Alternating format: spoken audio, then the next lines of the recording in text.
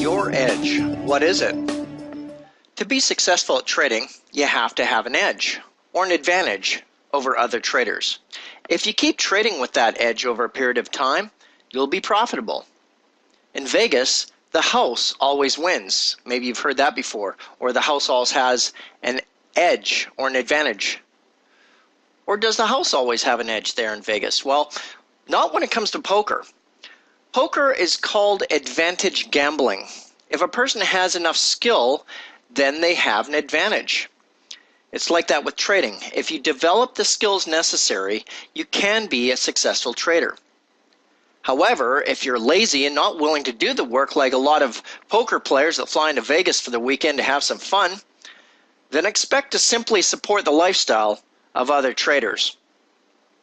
To quote the late H.M. Gartley, he said, "It's a sad commentary upon human nature that so many individuals go into the stock market with surplus funds, which have required considerable effort to amass, and assume the risk of stock trading, which is far greater than in ordinary business, with only a fraction of the knowledge which they would employ or expect to employ on the business or profession in which they make their living.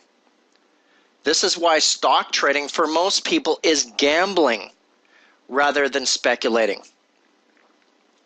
So, as Gartley reminds us, we need knowledge. Not just a little bit, but a lot. If we don't have it, we are gambling. So we have to ask ourselves, what kind of knowledge do we really need for trading? And how does that relate to our edge? Really, what edge do you have? Obviously, we should understand something about mathematics, but there's one branch of mathematics that is really going to give you an edge, and that is geometry. On the Geometric Trading website, I've made my opinion clear regarding geometry when I state, geometry has been and always will be the single most powerful tool to forecast the world's financial markets. So what do we mean by geometry? The word geometry comes from the Greek. Geo means earth, metria means measurement. So in its purest form, geometry has more to do with the work of a surveyor versus trading. However, geometry is a branch of mathematics that simply deals with measuring pretty much anything. And as a trader, we're interested in measuring price action on a chart. This is something that's been done over the past 100 years by very few market technicians. The most notable advocate of market geometry was W.D. Gann, one of the most successful traders of all time. However, with the advent of the personal computer, this technique has almost been lost. We discuss this subject in more detail in level 1 of this course. But how does geometry really relate to the financial markets? Well, let's look at this chart. When we look at a price chart, what do we see at first? We see disorder. Highs, lows, opens, closes, thousands of data points that seem very random. This disorder is not your preference. Why? Because you and I are human beings and we're designed with a preference for order versus disorder. When we see disorder, there's a built-in desire to change things, to create some sort of structure or order. And when we look at a price chart, our instinct is to organize the seemingly chaotic price data into some sort of order out of the apparent chaos. Now, how do we usually do that? Well, look at this set of data points. Does it look like they form any sort of shape or pattern? Do you see any sort of line that would appear if we lined up some of those data points? On the subconscious level, right now, your brain is automatically looking for data points that line up, whether you like it or not. Your brain is trying to create some sort of order out of this apparent chaos. These shapes that you're looking for, it could be lines, it could be shapes that you're looking for. These shapes could be the basic shapes of circles, squares, or triangles. It really doesn't look like these data points are connected, but if we add a shape to the chart, now it's a little bit different, isn't it? Now it looks like some of these data points have a relationship to each other. Even if we take the square off the chart, we can still tell which data points have a relationship to each other and which don't. Now let's look at the 1929 crash and see if you can make some sort of order out of this chaos. Looking at this chart, you may conclude that there might not be any relationship between the higher lows leading up to the 29 crash. Can you see anything? Does this make it easier? The market followed the arc of a circle until the Dow reached the extreme right side of the circle. And if we take the circle off again, you can still see it. Now this is just a circle. How about other simple shapes like triangles?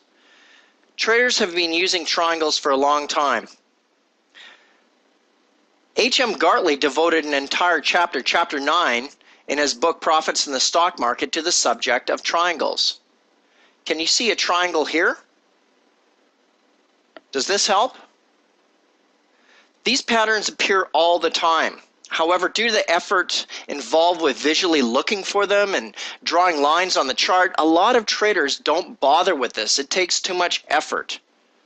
And that's good news, because this is the edge that will help you. This is the edge that you need to use, geometry. Using this time-tested technique that most people are too lazy to use. This is one of the reasons that market geometry will always work.